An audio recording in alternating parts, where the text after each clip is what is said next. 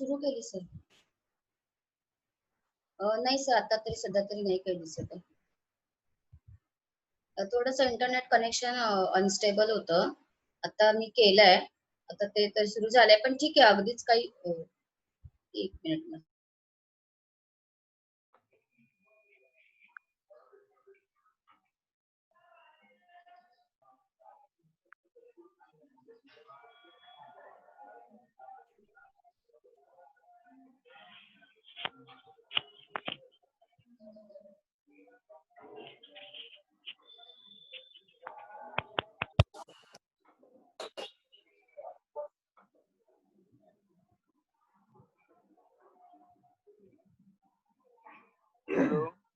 Hello hello Kulkarni sir. Kulkarni sir. हा sir, join व्हायचेत अजून sir. बोला सर. कुलकर्णी सर जॉईन झाले नाहीत का अजून? हा, जॉईन नाही झालेत सर. होत आहेत. ओके. कंची सर जॉईन झाले का? कांची सर हो हो हो हो हो कोलंबीकर सर, कांची गुड सर मॉर्निंग. जॉईन झालेत. Very good morning. समोसा गुड मॉर्निंग सर. समोसा good morning sir, how do you do? आपको तो मैं बहुत यार याद करता हूँ. Morning all of you. अरे नहीं बहुत, अरे ये बहुत प्लेटफॉर्म अच्छा स्टार्ट हो गया अपना. जी जी जी. ओके, बेस्ट हमारी ऑफ लक. यूनिवर्सिटी का भी जोरदार चालू है. ऑलमोस्ट एवरी हाँ हाँ. Second day there is one for the other. Oh very nice very nice. Hello. आप कैसे हैं सर? हाँ सर, मजे में है. लोग अभी बढ़ रहे हैं इधर थोड़ा patient.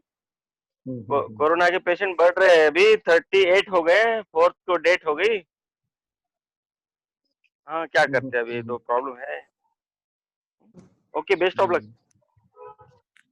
Thank you sir, thank you very much. Hello sir, good morning sir. Welcome sir, welcome all participants. Good morning madam. There are some guidelines for the participants. Please turn off their video during the session.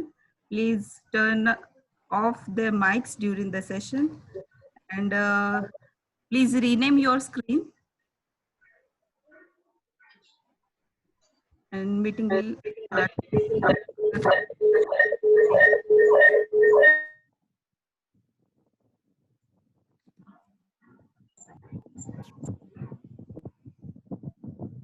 Hello. सर्व विद्यार्थी संशोधकांनी आपले mics बंद करून ठेवायचे session चालू असताना. त्याचप्रमाणे आपले व्हिडिओ ऑफ करून ठेवायचे, जेणेकरून आपला अननेसेसरी आवाज आणि अननेसेसरी व्हिडिओ समोरच्याला जाणार नाहीत. आणि त्याचप्रमाणे आपली स्क्रीन जी आहे ती रिनेम करायची आहे. त्यामुळे काय होईल की आपल्याला समोरून कोणाचा प्रश्न येतोय ते आपल्याला कळेल. ठीक आहे. प्रश्न काही असतील तर ते चॅट बॉक्स मध्ये विचारले तरी चालतील, किंवा रेज हँड ऑप्शन आहे, तो रेज हँड ऑप्शन केल्यानंतर तुम्ही या ठिकाणी आपल्या रिसोर्स पर्सनला प्रश्न विचारू शकता. Okay, thank you sir. Kulkarni sir आहेत का? कुलकर्णी सर. मरळ मॅडम.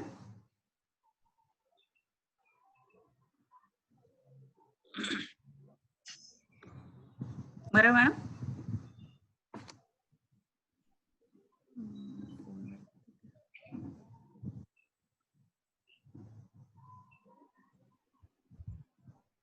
हा हॅलो मॅडम, बोला मॅडम. कुलकर्णी सर जॉईन झालेत का? कुलकर्णी सर जॉईन झाले. थोडेसे पार्टिसिपंट्स खूप जास्त झालेत आणि ते लिटरली 100 झालेत. तर खूप जास्त लोक वेटिंग मध्ये आहेत, तर थोडस ते मला पाहावं लागेल. Till welcome to all, a very good morning to all. I request doctor Kulkarni sir, please welcome our chief guest and our resource person. Our today's chief guest is PA Kulkarni, PG section assistant registrar, Swami Ramananda Tirtha Marathwada University Nanded. I request Dr. Kulkarni sir, please welcome our today's chief guest and our resource person. Kulkarni sir.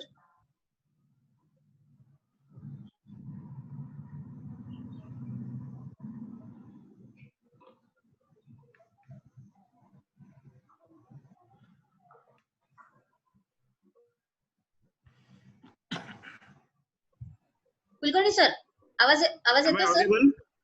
Yes, yes, आता yes. येतोय sir, आता येतोय sir. I will read. Good morning, everyone. Good morning, नमस्कार sir. Yes.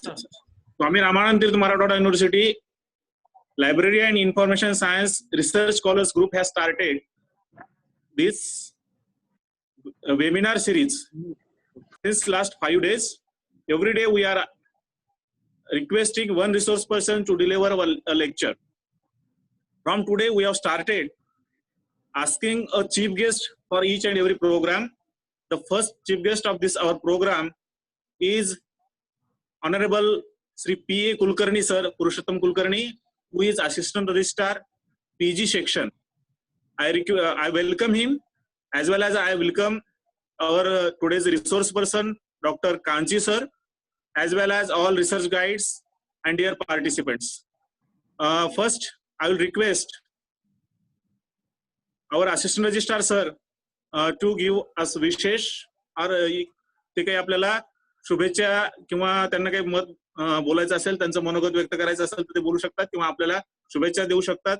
मी आदरणीय कुलकर्णी सरांना विनंती करतो की त्यांनी आपल्याशी 2 शब्द संवाद साधावा.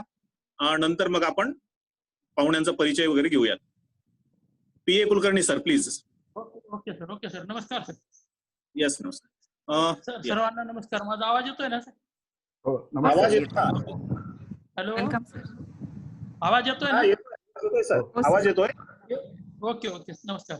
स्वामी रामानंद तीर्थ मराठवाडा विद्यापीठ नांदेड ग्रंथालय आणि माहितीशास्त्र अभ्यासक्रमातील संशोधक विद्यार्थ्यांच्या फोरम तर्फे आयोजित या ऑनलाईन लेक्चर सिरीज मध्ये मी आपल्या सर्वांचं मनपूर्वक या ठिकाणी स्वागत करतो. या आजच्या व्याख्यानमालेचं हे 5वं पुष्प आहे आणि या 5व्या पुष्पासाठी प्रमुख वक्ते म्हणून आपल्याला लाभलेले आहेत डॉक्टर विजय श्रीनाथ कंची सर. ते मूळजी जेठा कॉलेज जळगाव येथे ग्रंथपाल म्हणून कार्यरत आहेत. मी सरांचं या ठिकाणी मनपूर्वक स्वागत करतो. तसेच सरांचा आजचा जो विषय आहे तो आहे how to cite references while writing in research paper. या विषयावर सर व्याख्यान देणार आहेत. तर सर्वांचं मी मनपूर्वक या ठिकाणी स्वागत करतो. आजचे जे आपले प्रमुख वक्ते आहेत कंची सरांचंही मनपूर्वक स्वागत करतो. तसेच धन्यवाद. या ऑनलाईन लेक्चर सिरीज मध्ये सहभागी सर्व संशोधक विद्यार्थी, संशोधक मार्गदर्शक, आपल्या ग्रंथालय माहितीशास्त्र अभ्यास मंडळाचे अध्यक्ष डॉक्टर कोलंबीकर सर, या सर्वांचं स्वागत करतो आणि सर्वांना या व्याख्यानमालेसाठी शुभेच्छा देतो. तसेच मी कुठला वक्ता नाही किंवा शिक्षकही नाही, मी शिक्षकेतर कर्मचाऱ्यांमधून काम करणारा एक आहे. तरी मला आदरणीय डॉक्टर कुलकर्णी सर, ज्ञान स्रोत केंद्राचे संचालक, यांनी या ठिकाणी बोलावलं आणि मला जो मान दिला त्याबद्दल मी सरांचे मनपूर्वक आभार व्यक्त करतो. सर्व उपस्थितांचं पुनश्च एकदा स्वागत करतो आणि या ठिकाणी थांबतो. मला या ठिकाणी संधी दिल्याबद्दल पुनश्च एकदा आभार. धन्यवाद. नमस्कार. Thank you sir. Thank you sir. आपण आमच्या कार्यक्रमाला उपस्थित राहावं ही विनंती करतो आणि प्रीतम मॅडमना विनंती करतो की त्यांनी पाहुण्यांचा परिचय करून द्यावा. धन्यवाद sir.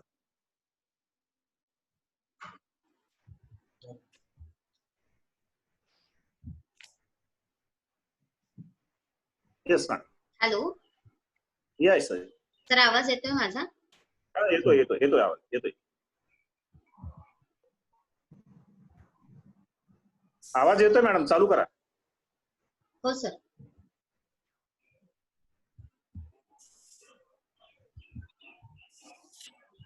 Hello friends, this is the 5th lecture in Swami Ramananda Tirth Marathwada University Nanded LIS Research Forum lecture series. I am happy to introduce our today's resource person and a versatile personality, Dr. Vijay Srinath Kanchi sir. He is a triple postgraduate in philosophy, education and library and information science, twice qualified NET examination in philosophy and once in library and information science. Dr. Vijay Kanchi obtained his PhD in philosophy from Swami Ramananda Tirth Marathwada University Nanded. He is pursuing his second PhD in library and information science from the same university. He published many books. He authored several research articles on Indian philosophy that appeared in internationally reputed peer-reviewed journals such as Springer, ICPR Journal, Esoteric Quarterly, etc. His articles frequently appear in the Speaking Tree column of Times of India. Dr. Kanchi presented several research papers on international fora such as Berlin, Chemnitz, Madrid, Taipei, etc. He is at ace with the information technology, cognitive neuroscience as much as he is with ancient civilization and Indian philosophy. He is a faculty, BOS, and many academic committees in different universities. He is also recognized reviewer of Danube University, Australia on Information and Communication Technology, editorial board member of Global Scholar Journal of Social Sciences, so on and so forth. He regularly writes a column as a Speaking Tree, editorial column of Times of India. He is a counselor for MA Philosophy, MLISC, and BLISC. He has carried out a university-funded projects on manuscripts and established Manuscripts Conversation Center in his college. Presently working as a college librarian in Mulji Jaitha College, Jalgaon, and also as a contributory teacher for the Department of Philosophy. Last but not the least, he is a member of our team as he is pursuing his PhD in LIS under the guidance of our teacher, Dr. Jagdish Kulkarni sir. Welcome, sir. I request you, please guide us, Honorable Dr. Kanchi. So please. Thank you very much, madam. First and foremost, I would like to express my heartfelt gratitude to Dr. Jagdish Kulkarni sir, who has given me this opportunity to present before you a couple of ideas on those issues which are really intriguing while writing any research article. So I'm going to present before you a couple of things. I would also like to first express my gratitude to Ashok Kalambikar sir, my very good friend, and who has been my companion for almost 20 days during our refreshers program at Anand University. I'm also equally very grateful to Purushottam Kulkarni sir, who has given the introductory speech regarding this section 5. And I'm also grateful to Durga Raikar madam and Preetham Maral madam for providing this technical assistance. Now that the basic introductory words are over, I would like to share my presentation with all of you. Hoping that this presentation would certainly provide some insights to most of us. Of course, there are going to be many issues which most of you are already familiar with. But I will ensure that there are going to be certainly some issues which would be of interest not only to you as a researcher, but also for all those people who would be interested to pursue their PhD program or maybe present a couple of research papers in conferences or in research articles, in research journals. So I'm going to make my presentation. My presentation is going to be bilingual, mostly in English, and a couple of places wherever I find it necessary, I'm going to make my presentation in Hindi. Two things I would like to make very clear before I start my presentation. I would rather appreciate anybody stopping me at any point of time and asking me questions rather than wait for the whole presentation to end. Because that way, a person whosoever has any doubt would be in a position to get his doubts cleared at the very instant when the doubt occurs. That would be very beneficial. So I request the independent participants to turn on their microphone and stop me wherever they find it appropriate, or even correct me also in case I am wrong, or in case they find that my presentation has some lacuna or whatever. So it would be beneficial for one and all. Whosoever is participating in this session, I consider each in presenting their research work in newspapers, in research journals, and in various other fora also. So everybody is entitled to present their views during this session. Now, before I begin my presentation, I would like to bring to the notice of all of you that I have slightly tweaked the title of my presentation. As you can see, instead of calling it as how to cite references while writing a research paper, I have slightly tweaked it intentionally, because while preparing this particular what you call this presentation, I have realized that there are many other areas which often a research scholar is not really given a proper guidance in most of the situations, and he is almost at flabbergasted whenever he comes across these critical issues. Let me give you a couple of examples. For example, if you're writing a research paper, क्या इस title में, research paper के title में full stop हो सकता है, नहीं हो सकता है? This could be one of the very intriguing questions. There could be other issues also. So I am trying to cover all those issues under the banner how to write a research paper and the site references. So my presentation is going to cover two aspects. One, the basic issues concerning writing a research paper. The second is going to concern with citing the references. Now, I'm going to present a couple of useful tips for the research scholars, which I consider very appropriate, because during the course of my presenting various research papers in various international fora, or during submitting my research articles to various research journals, I realized that a small mistake would ultimately end up returning your research article back to you. The editorial would ask you that you please correct this. These are the comments from the reviewer. You please make these corrections and resubmit the article to us. In this process, we would really lose at least 3 to 6 months of time. And 3 to 6 months of time for a research scholar is really a very precious period. So what I consider is that it is very important for all of us to focus on certain small issues, though they are very small, but they are very significant. So let's get into these issues. Now, these are going to be the discussion points while making my presentation. The first and foremost topic would be how to write a research article. I'm not going into the very nitty-gritty of the writing a research article, but my focus is going to be on the basic issues.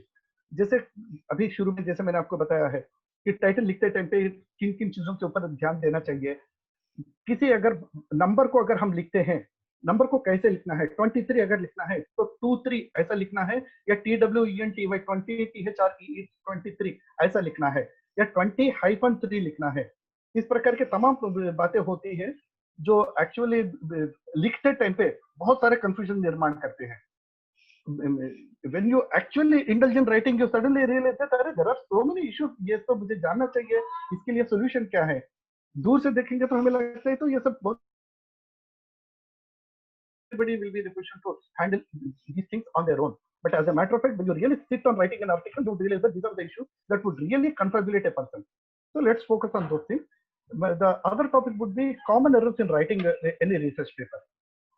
And then obviously how to cite a reference. Particularly my focus is going to be on APA style, because most common citation style for social sciences, library and information science being part of social sciences, is a domain which uses profusely this APA style. और यदि अगर मेरे बोलने में अगर मैं बहुत speedly बात कर रहा हूँ तो कृपया मुझे बताइए, या मेरा कोई प्रेजेंटेशन की कोई इश्यू अगर ठीक से समझ, कृपया मुझे वहीं पे रोक सकते हैं. Next, whenever we talk of citing a reference, obviously the issue crops up that is concerning the plagiarism. So what is plagiarism and how to avoid plagiarism, इसके संबंध में भी कुछ बातें भी जरूर होंगे, वो भी मैं कवर करने का प्रयास करूंगा. और इससे पहले मैं नागरकर सर का प्रेजेंटेशन मैंने देखा था 2 दिन पहले. I think it was session number 3 और session number 2. It was a wonderful presentation wherein he has given some very beautiful insights on how to take best advantage of MS Word. MS Word में जो reference करके जो particular tab जो होता है, उसका इस्तेमाल मेरे हिसाब से बहुत कम लोग यूज करते हैं, और जितने भी यूज करते हैं तो उन लोगों में भी मैक्सिमम 20% फायदा ही उसका उठाते हैं, ऐसा मेरा मानना है. यदि अगर रेफरेंस का और रिसर्च का जो 2 टैब्स जो होते हैं उसका अगर हम सही प्रकार का अगर फायदा अगर उठाते हैं, मैं गारंटी से कह सकता हूं कि रिसर्च आर्टिकल लिखना जो है एक बहुत बड़ा फन होता है, बहुत बड़ा अच्छा प्रकार का एक्सपीरियंस होता है. And I would also like to introduce Zotero as an effective tool, as a reference management tool to give our presentations. Well, here are the important topics that we would like to, that we should focus on. The first and foremost, कभी भी हम article लिखते हैं तो this is the important aspect that we need to consider. क्या हम लिख रहे हैं? What exactly we are trying to write? Is it a research report? Is it a research article? Is it a professionally authored book or a chapter in a book? देखा जाए तो अलग अलग है। ये चारों के बारे में मैं हो सके तो अगर टाइम परमिट करता है तो मैं विस्तार पूर्वक जो है कवर करने का प्रयास करूंगा। पहले 2-3 बातों को समझने का प्रयास करेंगे। रिसर्च रिपोर्ट का एक दूसरा ही रूप है thesis and dissertation. Thesis and dissertation अगर करेंगे या अगर आपको कोई फंडिंग मिलती है, उस फंडिंग के आधार पर अगर आपने कुछ रिसर्च एग्जीक्यूट किया है, उस रिसर्च का फाइनल रिपोर्ट अगर तैयार करेंगे, वो जनरली थीसिस एंड डिसर्टेशन के ही रूप में या रिसर्च रिपोर्ट जो है थीसिस एंड डिसर्टेशन के रूप में ही प्रेजेंट किया जाता है। So we are going to discuss about how to write a research report. Secondly, अगर किसी रिसर्च आर्टिकल अगर हमें लिखना है किसी रेप्यूटेड जर्नल में पब्लिश होने के लिए, आजकल हम सभी जानते हैं कि यूजीसी केयर लिस्ट में जो अभी सिर्फ 2 ही ग्रुप है, ग्रुप 1 एंड ग्रुप 2, उनमें जो जर्नल से शामिल है उनमें ही अपना रिसर्च आर्टिकल पब्लिश होता है, तो उसका कोई जो है वैल्यू होगा, नहीं तो उसका कोई वैल्यू नहीं होगा। और उसमें जितने भी शामिल है वेब ऑफ साइंस के और स्कोपस के या इंडियन साइटेशन इंडेक्स के जो जर्नल उसमें मौजूद है, वो काफी high standards of editorial quality maintain करते हैं। तो इसके कारण से अगर हमारे राइटिंग में थोड़ी बहुत अगर चूक हो जाती है, तो वो जो है उस आर्टिकल को वापस भेजेंगे और उसको दुरुस्त करने लगाएंगे। तो you are going to spend lot of time sending the same article once again to the same publisher, so it's going to unnecessarily cost you time and energy. तो उसे कैसे हम अवॉइड कर सकते हैं वो भी हम डिस्कस करेंगे। And the third point is going to be professionally authored book. एक आम किताब और एक प्रोफेशनली ऑथर्ड बुक में जमीन आसमान का फर्क है। अगर मैं कुछ मैन्युस्क्रिप्ट लिखता हूँ 200 या 250 पेज का और उसे किसी लोकल पब्लिशर के पास ले जाता हूँ और मैं कहता हूँ कि सर ये किताब मुझे छापना है, तो वो पूछेंगे कि आप कितना पैसा हमें दे सकते हैं। अगर आप बोलेंगे मैं 25-30 हजार या 50 हजार देता हूँ, तो वो बुक आपको छाप के देगा, but that is not considered as a professionally authored book. A professionally authored book will have all the standard qualities of a book that conforms to international standards. तो वो कौन कौन से इंटरनेशनल स्टैंडर्ड्स है वो भी हम कवर करने का प्रयास करते हैं। And a chapter in a book will obviously will have a different format. So for example, first and foremost, I strongly recommend that we need to consider 3 important aspects. काफी सारे पब्लिशर्स जो है जिसको लैटेक्स कहते हैं, लिखते हैं latex, जिसके उसे प्रोनाउंस करना है लैटेक। तो लैटेक्स करके टेम्पलेट है। वो लैटेक्स टेम्पलेट को फॉर एग्जांपल साइंस कम्युनिकेशन अगर आपको करना है, साइंस के रिसर्च आर्टिकल्स अगर आपको पब्लिश करना है, जिसमें ढेर सारे जैसे क्या बोलते हैं सिंबल्स होते हैं, ढेर सारे मैथमेटिकल फार्मूले होते हैं, उन तमाम चीजों को अगर आपको शामिल करना है, even library and information science में भी अगर आप स्टैटिस्टिकल प्रोसीजर्स अगर इस्तेमाल करते हैं, स्टैंडर्ड डिविएशन, काई स्क्वायर, इस प्रकार के कोई इस्तेमाल करते हैं, तो आपको काफी सारे जो है सिंबल्स को इस्तेमाल करने होते हैं। तो उस टाइम पे एमएस वर्ड में वो तमाम सिंबल्स को यूज करना कठिन होता है। तो अब the ideal thing would be latex करके एक सॉफ्टवेयर है, उस सॉफ्टवेयर के माध्यम से आप इन तमाम चीजों को बहुत इफेक्टिव तरीके से आप आपके रिसर्च के रिपोर्ट में शामिल कर सकते हैं। तो सबसे पहले ये चेक करना होगा कि जो पब्लिशर आपके पास जो आप आर्टिकल सबमिट करना चाहते हैं, तो क्या वो लैटेक्स टेम्पलेट जो है एक्सपेक्ट करते हैं क्या। If they are expecting LaTeX template, I strongly recommend कि लैटेक्स टेम्पलेट इतना आसान नहीं है। वो एक प्रकार का एक प्रोग्रामिंग लैंग्वेज है, जैसे HTML होता है या CSS होता है, कैस्केडिंग स्टाइल शीट, इस प्रकार का ही वो एक स्ट्रक्चर होता है। तो इसके लिए आपको मेरे हिसाब से एक हफ्ता भर जो है उसके लिए ट्रेनिंग लेनी पड़ेगी। ट्रेनिंग है ना, आप खुद बैठ के भी उसको सीख सकते हैं, कोई बड़ी बात नहीं है, लेकिन उसके लिए टाइम लगता है। तो if it all the publisher expects you to submit your presentation और submit your paper in LaTeX template, then you will have to practice it. That is point number 1. Second जो है वर्ड टेम्पलेट्स होते हैं, word templates already available होते हैं, तो वो word templates को डाउनलोड कर सकते हैं। उस टेम्पलेट के आधार पे अगर आप आर्टिकल लिखना शुरू करते हैं तो काम बहुत आसान होता है। नहीं तो पहले आर्टिकल लिखते हैं, फिर बाद में हम जो है एक किसी पर्टिकुलर फॉर्मेट में अगर हम बिठाना चाहते हैं तो इसमें काफी मशक्कत करनी पड़ती है। So the ideal thing would be first we have the template at our disposal and we will fit whatever the content that we are trying to present into that particular template. तो उस format में बिठाने के कारण से आपका काम जो है बहुत इफेक्टिव तरीके से सिंगल स्ट्रोक में पूरा हो जाता है। सेकंड, अभी फ्रांसिस एंड टेलर है या even I think says publication भी, आजकल वो एक नया दौर शुरू हुआ है जिसे वो कहते हैं फॉर्मेट फ्री सबमिशन। यानी आपको जो है किसी पर्टिकुलर APA स्टाइल है क्या, या चिकागो स्टाइल है क्या, वैंकूवर स्टाइल है क्या, उस स्टाइल में किस प्रोसीजर को अपनाया जाता है, उन तमाम चीजों को जानने से पहले अगर आपके पास कुछ ग्रेट आइडिया है या आपके पास कोई रिसर्च का कोई आउटपुट है जो आप पब्लिश करना चाहते हैं, लेकिन आप ये तमाम चीजों को प्रोसीजर्स को नहीं जानते हैं, अगर यदि इस प्रकार का अगर कोई सिचुएशन हो तो आप फॉर्मेट फ्री सबमिशंस करके एक कॉलम होता है, उसको क्लिक करके आप उन्हें सबमिट कर सकते हैं. So that is also very useful. So if you are not really very conversant with AP style or Chicago style, Vancouver style or some other style, the thing, it would be very convenient for you to go for format free submission. That would be really. Now I'm presenting a couple of templates before you. As you can see, on the left is a chapter in a book. ये जो है chapter 1, this is written by Noam Chomsky, which is a very renowned author. ये chapter 1 एक particular किसी किताब में वो publish कर रहे हैं. He is assisted or rather what you call supported by another author, J.N. Wilson. तो यहाँ पे एक जो format है, यहाँ left side में जो आप format जो देख सकते हैं, ये format, for example, this particular region, ये चैप्टर 1 के बारे में कैसे लिखना है ये बताया जाता है. और आपके राइट साइड स्क्रीन पे यहाँ पे जो नजर आ रहा है, ये जो है this is a format for presenting a research article. आजकल रिसर्च आर्टिकल में एक इंटरेस्टिंग ट्रेंड देखने को मिलता है. पहले हमारा एब्स्ट्रैक्ट जो है एक सिंगल यूनिट में पेश किया जाता था, एक करीबन 150 से 250 लाइंस में एब्स्ट्रैक्ट प्रेजेंट किया जाता था. लेकिन अभी आजकल एब्स्ट्रैक्ट को भी डिविजन्स में आपको पेश करने का उम्मीद किया जाता है. यानी you will have to break your abstract into corresponding subheads. जैसे फॉर एग्जांपल ये जो मैं यहाँ पे जो एग्जांपल मैं आपको आपके सामने यहाँ पे जो पेश कर रहा हूँ, जस्ट अ मिनट.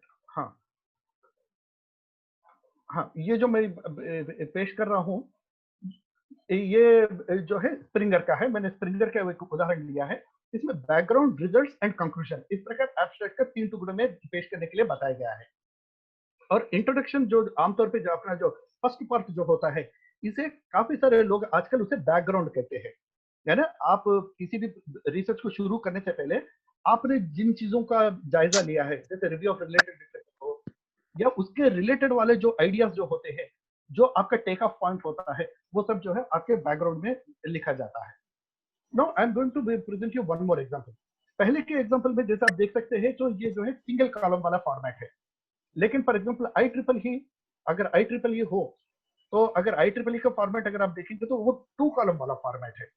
तो इस प्रकार अगर आप ऑलरेडी आपका आर्टिकल लिख डालते हैं, बाद में उसको अगर फॉर्मेट में बिठाने का प्रयास करते हैं, तो आपको काफी मशक्कत करनी पड़ती है, क्योंकि सिंगल कॉलम में डबल कॉलम में बनाना या डबल कॉलम को सिंगल कॉलम में बनाने में काफी जो है कठिनाइयां फेस करनी पड़ती है.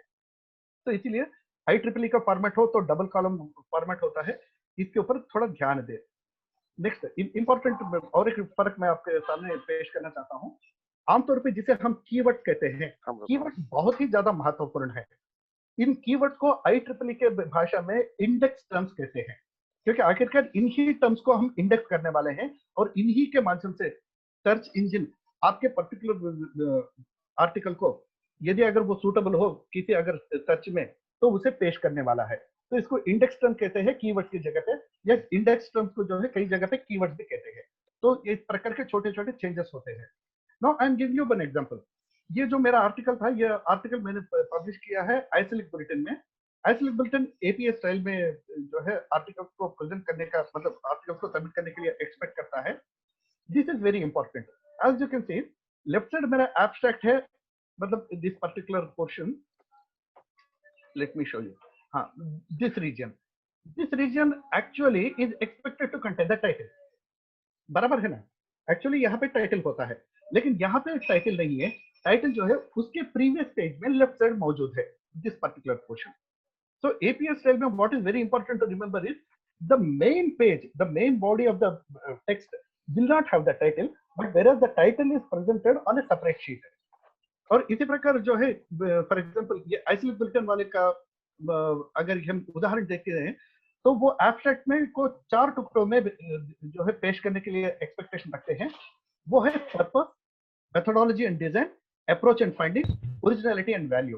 तो इस प्रकार जो है एब्स्ट्रैक्ट को भी अलग अलग तरीके से हमें लिखना होगा और उसके बाद में जो है कीवर्ड को हमें पेश करना होगा.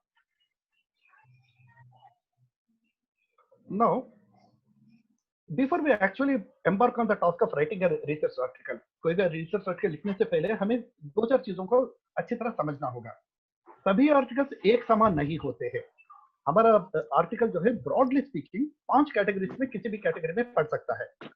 अगर मैं कोई संशोधन करता हूँ, जैसे फॉर एग्जांपल सर्वे करता हूँ और सर्वे के आउटपुट्स को जो है मैं अगर पब्लिश करना चाहता हूँ तो वो ओरिजिनल रिसर्च कहलाएगा। यानी अगर मैं खुद किसी पर्टिकुलर चीज का संशोधन करता हूँ और उसका आउटपुट अगर मुझे पब्लिश करना है तो ओरिजिनल रिसर्च कहलाएगा। लेकिन जरूरी नहीं कि हर कोई जो है ओरिजिनल रिसर्च लिखे, हम जो है रिव्यू आर्टिकल्स भी लिख सकते हैं। रिव्यू आर्टिकल यानी कैसा, जैसे फॉर एग्जांपल आज तक जितने भी लाइब्रेरी क्लासिफिकेशन के स्कीम जो डेवलप हुए हैं स्टार्टिंग फ्रॉम 1886, तो 1886 से लेके आज तक जितने भी जो लाइब्रेरी क्लासिफिकेशन के स्कीम जो डेवलप हुए हैं, जो स्कीमा तैयार हुए हैं, उसका जो है अगर मैं जायजा लेता हूँ और उनको एक ऑर्डर में एक मिनट था, hello yes madam, hello hello हाँ मैडम, कांची सर एक थोडं डिस्टर्ब करते, सॉरी सर. ऍक्च्युली मीटिंग एक 5 मिनिटात ना आपली मीटिंग आता बंद होईल. ऍज आपला टाइम संपेल, 8 मिनिटं राहिलेत. तर सेम मीटिंग आयडी वापरून सर सेम मीटिंग आयडी वापरून आपण पुन्हा ती सुरू करू शकतो. तर माझी सगळ्यांना विनंती आहे की आता एक 5-7 मिनिटांनी ही मीटिंग बंद होईल, तुम्ही पुन्हा रिजॉईन करा, ठीक आहे. आणि पार्टिसिपंट्स आज ऍक्च्युली खूप जास्त झालेले आहेत, तर आम्ही काही प्रयत्न करतोय. तर ज्यांना हा सेशन अटेंड करता येत नाहीये त्यांनी अजिबात काळजी करू नका, आपण ते सेशन तुम्हाला अवेलेबल होण्यासाठी प्रयत्न करतोय. Sir please carry on. फेसबुकवर लाईव्ह घेतलेलं आहे मॅडम, माझ्या फेसबुक अकाउंटवर लाईव्ह घेतलेलं आहे. ओके, डॉक्टर जगदीश कुलकर्णी सरांच्या फेसबुकवर सगळे पार्टिसिपंट्स तुम्ही तिथे येऊ शकता आणि तिथे लाईव्ह सेशन आपलं सुरू होणार आहे. तर तुम्ही प्लीज तिथे कनेक्ट व्हा, कारण इथे आपल्याला कपॅसिटीचा इश्यू येतोय. So please bear with us till the time. Kanchi sir please go ahead. Yes, madam. And I kindly request you even in the second session, मतलब part 2 of this session में भी after interval मुझे कम से कम 40 minutes अगर देंगे तो मैं जो कुछ भी प्रेजेंट करना चाहता हूँ उसको मैं थोड़ा जस्टिस दे पाऊंगा. No issues sir. आता आपल्याकडे ऑलरेडी 7 मिनिटं आहेत आणि त्याच्यानंतरच्या सेशन मध्ये we have got the 40 minutes. So 40 minutes is with you and there is no issue. We can rejoin us. Yes. Got it, sir? I have just begun my presentation. हाँ sir. Okay sir. Okay. Just go ahead sir. No issue. So let's continue. The topic that I was discussing, is it the article that we are writing, is it an original research article or a review article? The review article को भी उतना ही महत्व है जितना original research article को है, और उसको एक सिस्टमेटिक तरीके से अगर प्रेजेंट करता हूँ और उससे कुछ निष्कर्ष निकालता हूँ, मेरा खुद उसमें कुछ अगर इनपुट होता है तो उसे रिव्यू आर्टिकल भी लिखा जा सकता है. और इसके अलावा समझ लीजिए अगर कोई मैं रिसर्च कर रहा हूँ पिछले 3 साल से, लेकिन उसका फाइंडिंग कोई जो है बहुत इंटरेस्टिंग फाइंडिंग निकला है और मुझे जल्दी है कि मेरा फाइंडिंग जो है सबसे पहले मैं पेश करना चाहता हूँ, तो मुझे पूरा रिसर्च आर्टिकल लिख के कंपाइल करके एक 20 पेज का आर्टिकल लिख के सबमिट करने में वक्त लगने वाला है. तो मैं क्या कर सकता हूँ, मेरे ओरिजिनल रिसर्च के फाइंडिंग्स को एक शॉर्ट रिपोर्ट के रूप में पेश कर सकता हूँ. तो ए short report basically consist of 4 or 5 pages. It will have all the ingredients of the original research, लेकिन ओरिजिनल रिसर्च में जो स्ट्रिक्ट स्टैंडर्डाइजेशन जो होता है, जो फॉर्मेट हो या इंटेक्स्ट साइटेशन हो, ये तमाम चीजों के ऊपर इतना ध्यान नहीं दिया तो भी चल सकता है. शॉर्ट रिपोर्ट का बेसिक मकसद ये होता है कि क्रेडिट हम जल्द से जल्द अपने तरफ ले, मतलब you are trying to present to the community और to the world that this is the finding first done by me. तो अपने क्रेडिट कायम करने के लिए शॉर्ट रिपोर्ट लिख सकते हैं. And that is another possibility like case study. For example अगर कोई पर्टिकुलर चीज के बारे में अगर हम स्टडी करते हैं, एक किसी इंडिविजुअल के बारे में या किसी पर्टिकुलर चीज का प्रभाव कैसे होता है या किसी पर्टिकुलर इंस्टीट्यूशन के बारे में अगर हमें स्टडी करना हो तो वो केस स्टडी कहलाएगा. यानी फॉर एग्जाम्पल फॉर्टा फिलोसफी सेंटर है अमरनगर में, उसके बारे में अगर मुझे स्टडी करना है कि वहाँ की लाइब्रेरी पिछले 100 साल में कैसे चलता आ रहा है, then it is going to be a case study.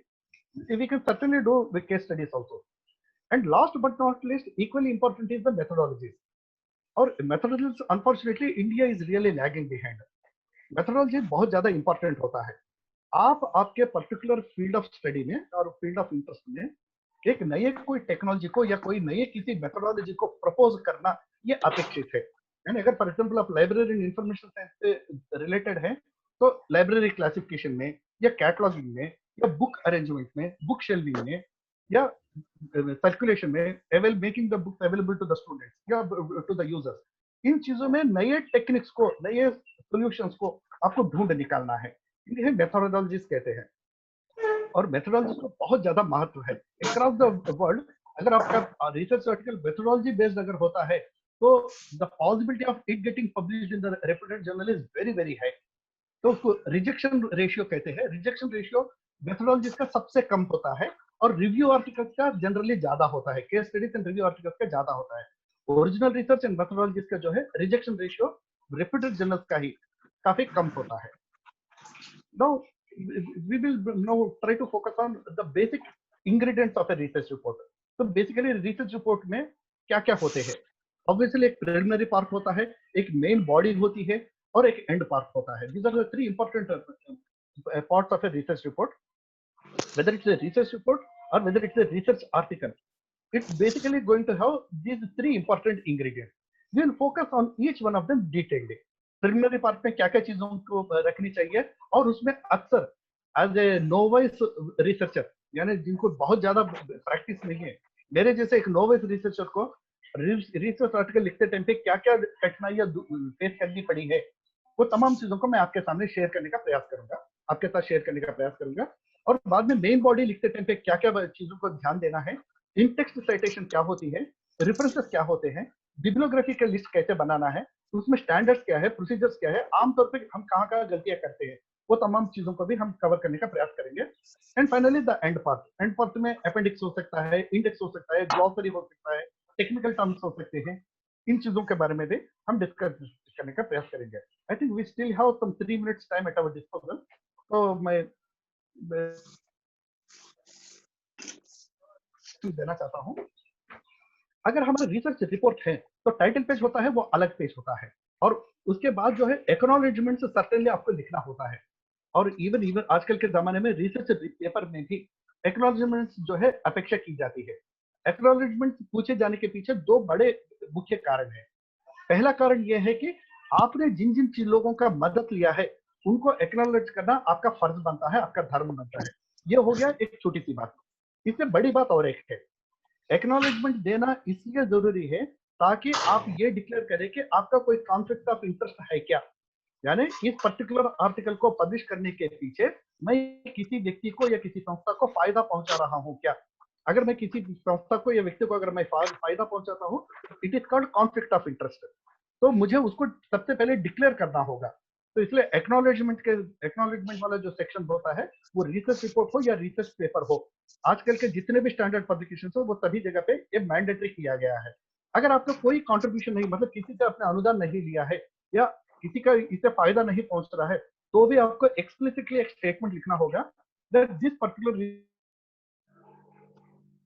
has been carried out individually by the researcher, and the researcher gives a testimony stating that this article did not receive any financial assistance or otherwise। इस प्रकार जो है हमें उसे explicitly state करना होगा। Next, I think we still have 1 minute. I'll just try to cover the next 3 points. Table of contents जो है हमें रिसर्च रिपोर्ट में लिखना होगा, क्योंकि रिसर्च रिपोर्ट आमतौर पे बल्कि होता है, मिनिमम 125 पेज या 150 पेज से का होता है, और इवन अप टू 400 पेजेस का हो सकता है। तो अगर इतनी मोटी कोई रिसर्च रिपोर्ट अगर हम तैयार करते हैं तो उसमें ऑब्वियसली टेबल ऑफ कॉन्टेंट्स को हमें लिखना जरूरी होता है। I think I need to take a break now. Now it is giving a warning कि अभी ये डिस्कनेक्ट होगा। तो हम डिस्कनेक्ट होते हैं और इमीडिएटली रिकनेक्ट भी हो जाते हैं on the same meeting ID. Thank you all. Thank you, sir. We are again rejoining on this meeting after a few minutes. Thank you, sir. Hello. Hello. Sir, पुन्हा join होऊया याच meeting ID नी. ज्यांना meeting मध्ये entry मिळत नाही त्यांनी कृपया Facebook live वर जा. फेसबुक लाईव्ह वर आपण दाखवतो. येस.